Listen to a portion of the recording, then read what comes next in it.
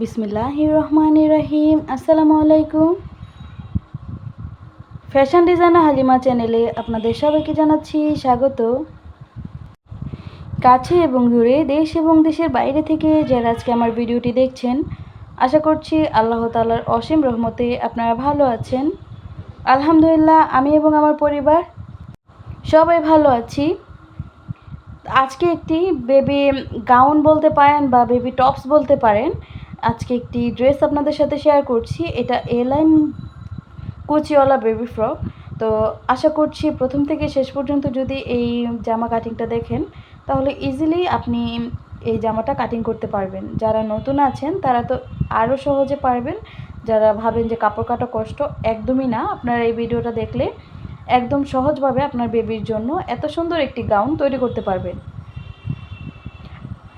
চাইলে কিন্তু এটা আপনি শর্ট প্যান্ট বা ফুল প্যান্টের সাথে পরাতে পারেন। এখানে কাঁধের অংশ নিয়েছি একদম গলাসহ 5 ইঞ্চি, আর হাতের মহড়া নিচ্ছি 5 ইঞ্চি, বডি নিচ্ছি 6.5, পেটের দিকে নিচ্ছি 6। তো এখান থেকে আমার যে জামার ওপর পাটের লং নিব আমরা 13 ইঞ্চি।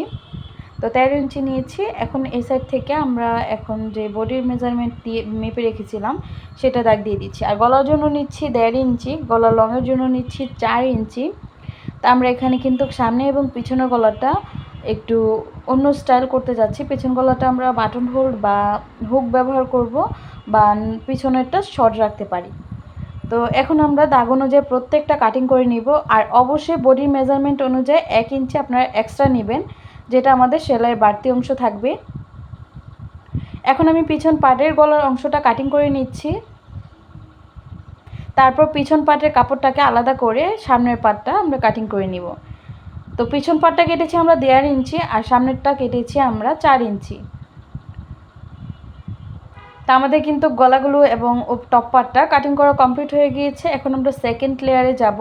তো সেকেন্ড লেয়ারে আমরা যেহেতু জানি আমরা যদি কুচি দিতে চাই, তো প্রথম যে পার্টটা পড়েছে এই পার্টে তারপর ডাবল কুচি দিতে হয়।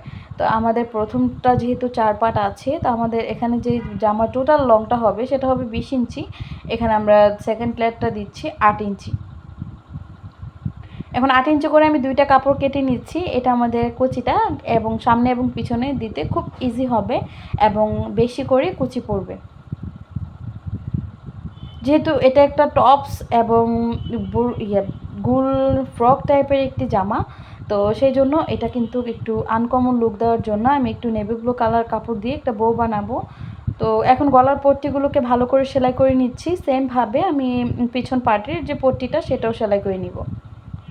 তো পিছন পাটে যেহেতু আমাদের খুব সুন্দর করে একটি গলার ডিজাইন তৈরি করছি, পিছন পাটে আমরা একটু বাটন হোল্ডে ব্যবহার করব। তো সেমভাবে আমি সামনের গলাটাও সেলাই করে নিব।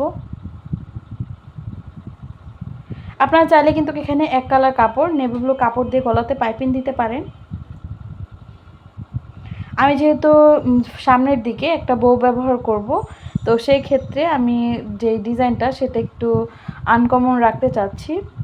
তো এখন আমি কুচিটা দিয়ে নিচ্ছি। এক সাইড থেকে বড় করে সেলাই দিয়েছি। তো সেলাই দেওয়ার পরে এইভাবে এক্সট্রা সুতা ধরে টান দিলে কিন্তু কুচি হয়ে যায়। তারপর এটা আমরা জামার সাথে জয়েনিংটা করে নিব। তো সেমভাবে আমি পিছন পাটটাও জয়েনিং করে নিয়েছি। এখন আমরা একটা বউ তৈরি করে নিচ্ছি। তো এই বউ তৈরি করে কিন্তু আমি আমার অলরেডি অনেক ভিডিওতে দেখিয়েছি। আপনারা যারা স্কিপ করে গিয়েছেন ওই ভিডিওটি অবশ্যই দেখে নেবেন। তো এখানে আমি প্রথমে 4 ভাঁজ করে নিয়েছি। 4 ভাঁজ করে এটা চারো সাইডে সেলাই করে তারপর এটাকে উল্টে নিয়েছি। উল্টো করার পর আমি এভাবে এক সাইড থেকে বটে তারপর মাঝখান থেকে সেলাই দিয়ে এখন আরেকটা ডিজাইন করার জন্য এখানে প্রিন্টেড কাপড় নিয়েছি। প্রিন্টেড কাপড়টা আমরা এখন এই বউয়ের যে মাঝখান দিয়ে সেলাইটা দিয়েছি, তো সেই সেলাইটার উপর দিয়ে ভাবে নিয়ে তারপর একটা সেলাই দিয়ে আটকে দিব। এক্ষেত্রে এটা দেখতে মনে হবে যে কাপড় দিয়ে বউটা তৈরি করা হয়েছে। জামাটার লুকটাই চেঞ্জ করে দিবে এই বউটা লাগালে। তো বউটা লাগানোর পর আমি এখন কাঁধের অংশগুলোকে জয়েনিং করে নিচ্ছি। কাঁধের অংশগুলোকে ভালো করে একদম সেলাই করে নিচ্ছি যাতে এটা পরবর্তীতে খুলে না যায়।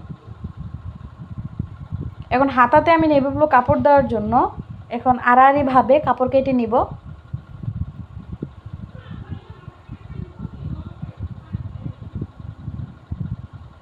তো এখন আমি সামনের ভাঁজ দিক থেকে এভাবে গলার যে কাপড়টা তো আমরা সেলাই ফেলেছি, এখন হাতের সাইড থেকে আমরা এখন যে পট্টিগুলো বা পাইপেনগুলো সেগুলোকে জয়েনিং করে নিব। তো জয়েনিং করার ক্ষেত্রে অবশ্যই দেখবেন আমি কিভাবে কাপড়টা একটু বের করে রাখছি। তো অবশ্যই একটু ফিনিশিংটা ভালো করে দেখবেন, এমনভাবে ফিনিশিংটা দিতে হবে যে যাতে আমাদের যে বাড়তি কাপড় বা নেভি ব্লু কাপড়টা যত অল্প হয়ও না আবার বেশিও হয় না, সেম মাপের যত থাকে। তো আমাদের কিন্তু খাতাতে পাইপিংটা লাগানো কমপ্লিট হয়ে গিয়েছে। সেমভাবে আমি আরেকটি হাতা কমপ্লিট করে নিয়েছি। এখন আমরা একদম বডির যে মেজারমেন্ট অনুযায়ী সেলাই করে দিব। এখন আমরা বডির থেকে একদম নিচ পর্যন্ত সেলাই করে দিচ্ছি। সেমভাবে আমি আরেকটি সাইডও আমরা বডির মেজারমেন্ট নিয়ে তারপর সেলাই করে নিয়েছি।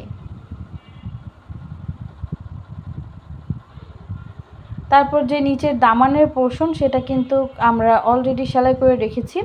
তো সেটা আপনি কিন্তু অলরেডি দেখে ফেলেছেন। এই যে জামার লুকটা দেখতে দেখতে যারা আমার ভিডিওর এই পর্যন্ত এসেছেন, আমার ভিডিওটিতে একটা লাইক দিতে ভুলে গিয়েছেন, অবশ্যই ভিডিওটিতে একটা লাইক দিয়ে দিবেন।